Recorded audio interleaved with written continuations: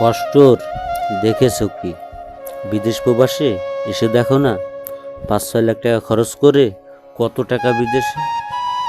এই টাকা নিয়ে বাংলাদেশে কোন রাজধানী গড়বা তা জানা হয়ে গেছে।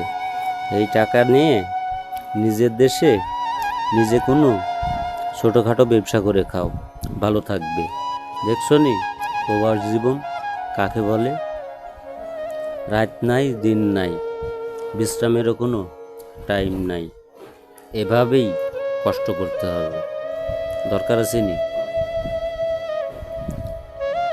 5 লাখ টাকা খরচ করি, 4 বছর লাগে এই 5 লাখ টাকা শোধ করতে মানুষের।